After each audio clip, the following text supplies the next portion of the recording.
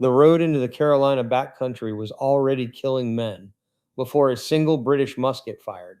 They were hungry, sick, marching through pine barrens that gave nothing back.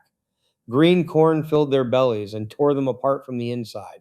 Horses stumbled, shoes failed, men dropped out of the line and stayed there. This was the Southern Army in the summer of 1780, and it belonged to Horatio Gates. Congress had sent him south as a savior. Charleston had fallen in May. An entire American army surrendered with the city. South Carolina collapsed behind it. Georgia was already gone. British flags flew where colonial governments used to sit.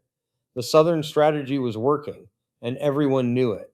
So Congress reached for a name that still carried weight: Horatio Gates, Saratoga, Burgoyne, the general who had delivered a British army into captivity and dragged France into the war. Americans needed that story again. They needed it fast. Gates rode south under that reputation like armor. It did not fit the terrain. A former officer who knew him well, Charles Lee, sent a warning ahead of time. Northern laurels, Lee wrote, had a way of turning into southern willows. It read like bitterness. It aged like prophecy. Camden was coming. Gates just did not know how much of it was already locked in. Gates looked like a revolutionary success story because he had learned early how to reposition himself.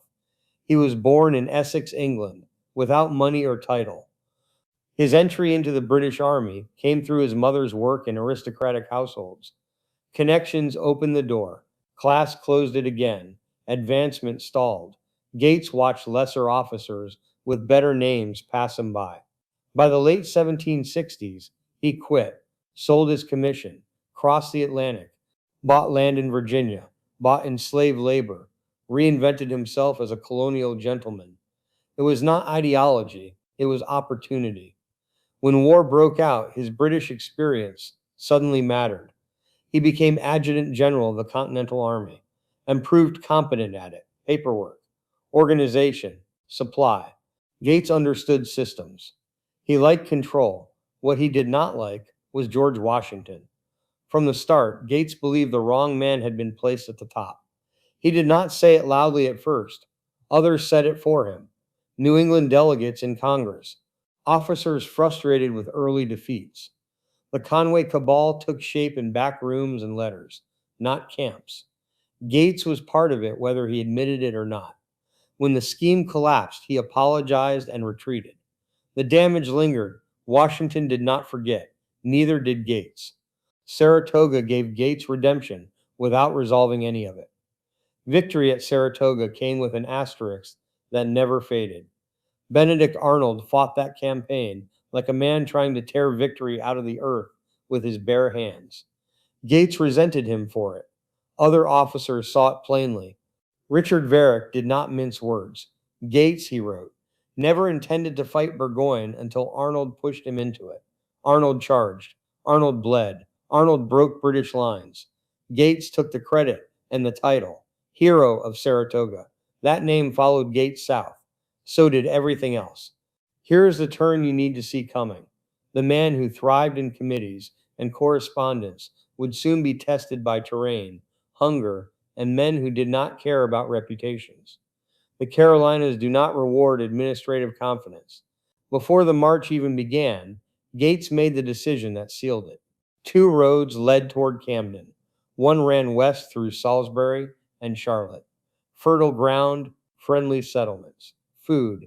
The other cut straight through the pine barrens. Swamps. Loyalists. Nothing to eat. His officers urged the western route. Otho Holland Williams argued it hard. Baron de Kalb backed him. Gates refused. Part of it was speed. Part of it was pride. Part of it was necessity, forced by another man's disobedience. Richard Caswell, commanding North Carolina militia, had ignored orders and wandered into danger. Gates chose the shorter road to save him. That gamble demanded perfection afterward. Gates did not deliver it. Men starved. Dysentery spread. Promised supply wagons never appeared. Gates lied about them to keep the column moving. He counted soldiers on paper and ignored sickness in the ranks. He believed his own numbers. He also left his cavalry behind. Henry Lee would later call it a fatal mistake. Without mounted scouts, Gates moved blind through hostile country. He split his force again near the end, detaching Continentals and militia to support Thomas Sumter. That detachment would be destroyed days later. The army that reached Camden was tired, thin, and brittle. The general in command still believed he was stronger. If you are finding this useful so far, do what Horatio Gates never did: read the ground, adjust, like, and subscribe. The coward of Camden would not, for victory. The collision came in the dark. On the night of August 16, 1780, Gates marched south, while Lord Cornwallis marched north. Neither expected contact. They ran into each other 8 miles above Camden, and there was no room left to maneuver. Cornwallis was weaker than Gates knew, sick, undermanned, desperate. He had left Camden because he did not think he could hold it. Gates deployed as if facing a confident enemy. Both commanders placed their best troops on the right. That choice doomed the American left. Virginia and North Carolina militia faced James Webster's British regulars, bayonets, discipline, experience. When the British advanced, the militia broke almost immediately. Some never fired, the line evaporated. On the other flank, DeKalb's Continentals fought like soldiers. They pushed Rawdon back twice. They had no idea their flank was already gone. Webster wheeled, Tarleton charged. The Continentals were crushed from the side and rear. DeKalb fell with 11 wounds. It took less than an hour. The Southern Army ceased to exist. What Gates did next defined everything. Accounts differ on the first moments. Some say he tried to rally the militia. Others say he turned to Caswell and declared the field lost. What does not differ is the result.